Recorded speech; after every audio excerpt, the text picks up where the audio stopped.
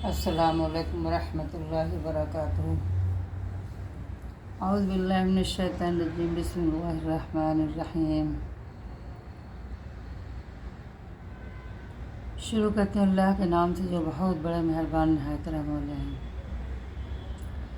بقیہ صفحہ سورہ کہف کا ترجمہ، آیت نمبر 1822۔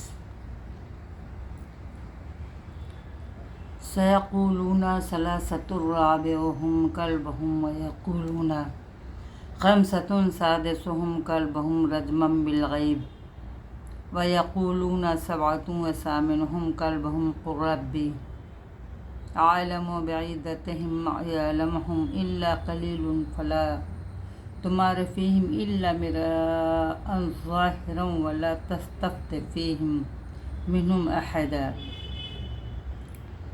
کچھ لوگ تو کہیں گے کہ اصحاب کہف 3 تھے اور چوتھا ان کا کتا تھا، کچھ کہیں گے کہ 5 تھے اور چھٹا ان کا کتا تھا۔ غیب کی باتوں میں تو اٹکل کے تیر تن کے چلاتے ہیں۔ کچھ کہیں گے کہ وہ 7 ہیں، 8واں ان کا کتا ہے۔ آپ کہہ دیجئے کہ میرا پروردگار ان کی تعداد کو بخوبی جاننے والا ہے، انہیں بہت ہی کم لوگ جانتے ہیں۔ پس آپ ان کے مقدمے میں صرف سرسری گفتگو ہی کریں اور ان میں سے کسی سے ان کے بارے میں پوچھ گچھ بھی نہ کریں۔ وَلَا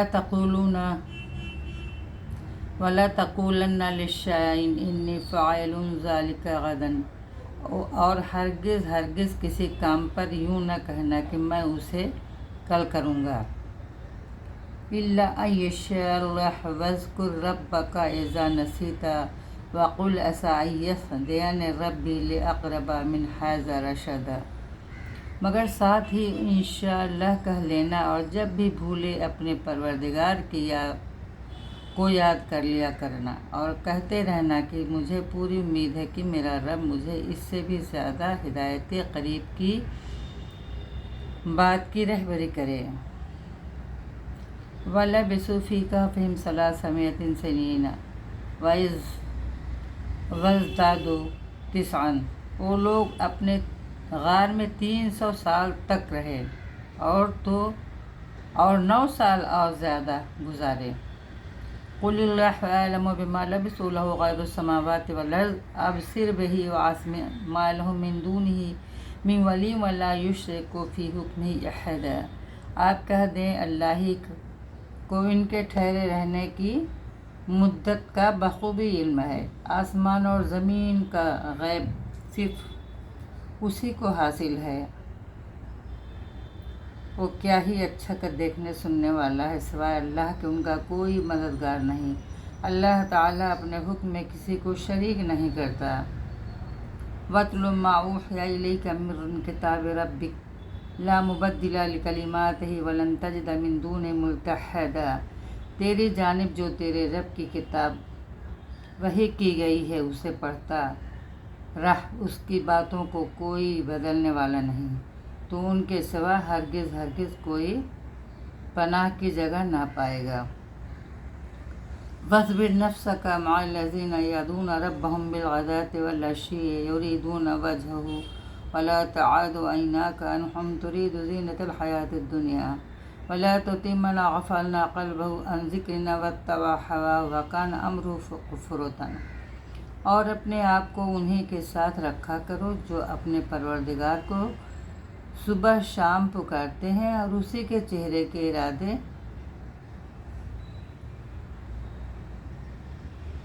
رکھتے ہیں،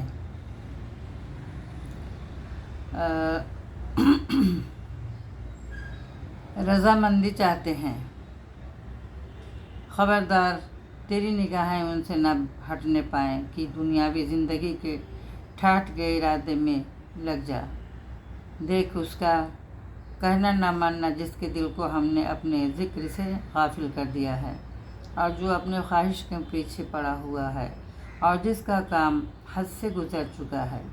وقل الحق من ربكم فمن شاء فليؤمن ومن شاء فليكفر إنا أعتدنا للظالمين نارا أحاط بهم سرادقها ويستغيثوا يغاثوا بماء كالمهل يشوي الوجوه بئس الشراب الساعة مرتفقا۔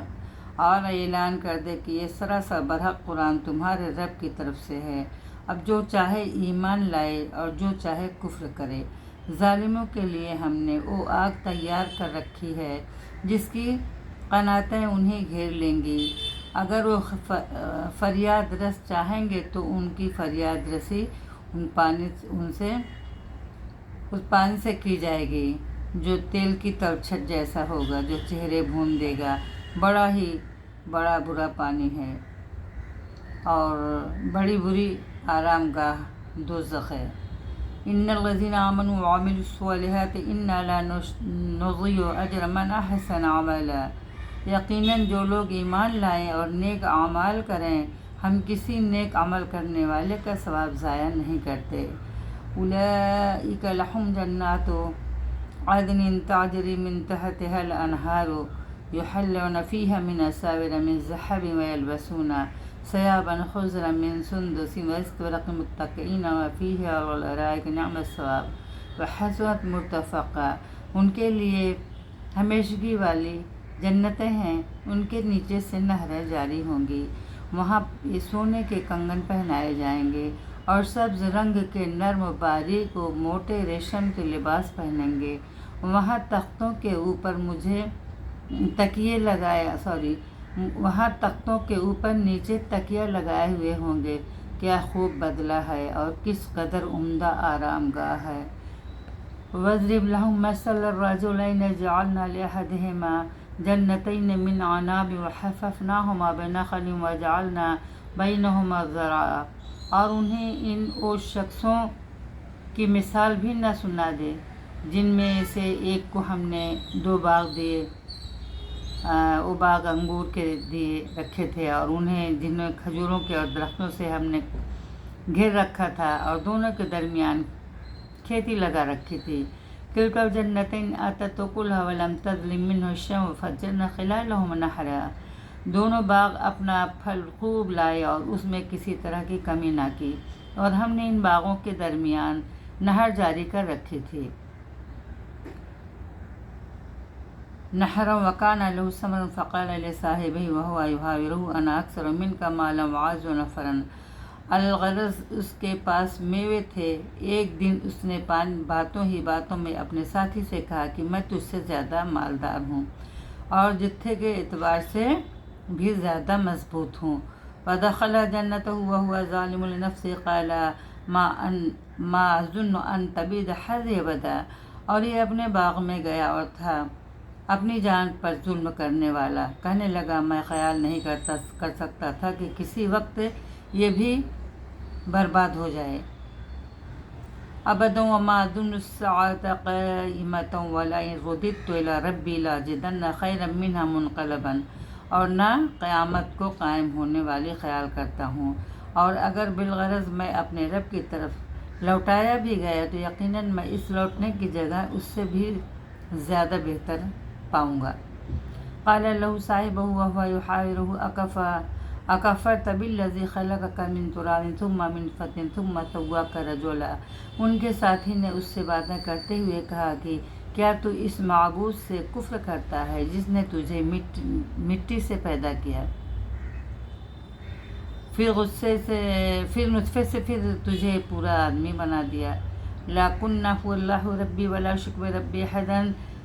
لیکن میں تو عقیدہ رکھتا ہوں اس اللہ پر کہ وہی اللہ میرا پروردگار ہے، میں اپنے رب کے ساتھ کسی کو شریک نہ کروں گا بے شک۔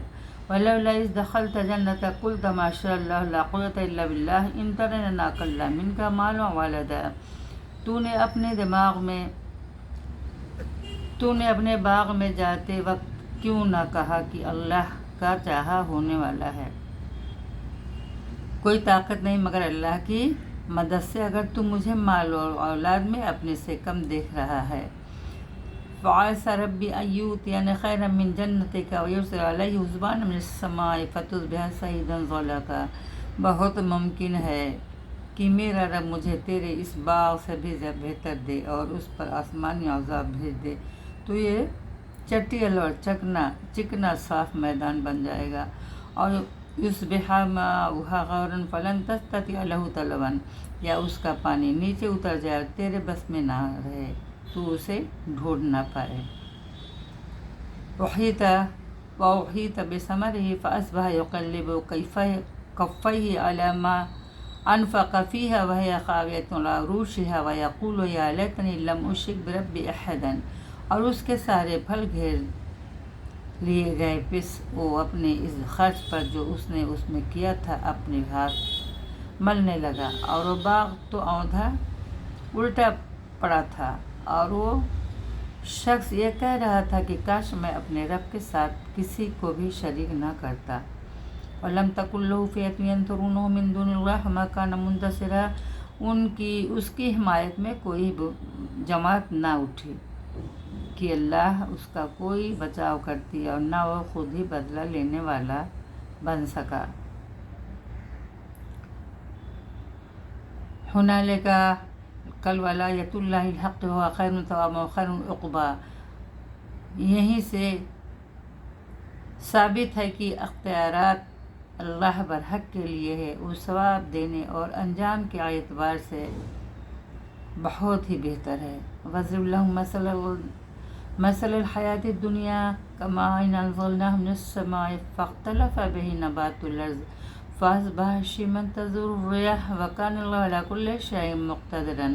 ان کے سامنے دنیا کی زندگی کی مثال بھی بیان کرو، جیسے پانی جسے ہم آسمان سے اتارتے ہیں اور ان سے زمین کا سبزہ ملا جلا نکلتا ہے، پھر آخر کار وہ چورا چورا ہو جاتا ہے، جسے ہوائیں اڑائے لیے پھرتی ہیں۔ اللہ تعالیٰ ہر چیز پر قادر ہے۔ المال والبنون زینۃ الحیاۃ الدنیا والباقیات الصالحات خیر عند ربک ثوابا وخیر املا۔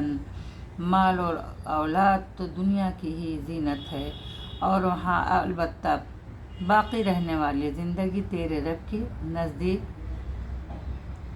آرزوئے ثواب اور آئندہ کی اچھی توقع کے بہت بہتر ہے۔ وَيَوْمَ نُسَيِّرُ الْجِبَالَ وَتَرَى الْأَرْضَ بَارِزَةً وَحَشَرْنَاهُمْ فَلَمْ نُغَادِرْ مِنْهُمْ أَحَدًا، اور جس دن ہم پہاڑوں کو چلائیں گے اور زمین کو تو صاف کھلی ہوئی دیکھے گا، اور تمام لوگوں کو ہم اکٹھا کریں گے، ان میں سے ایک کو بھی باقی نہ چھوڑیں گے۔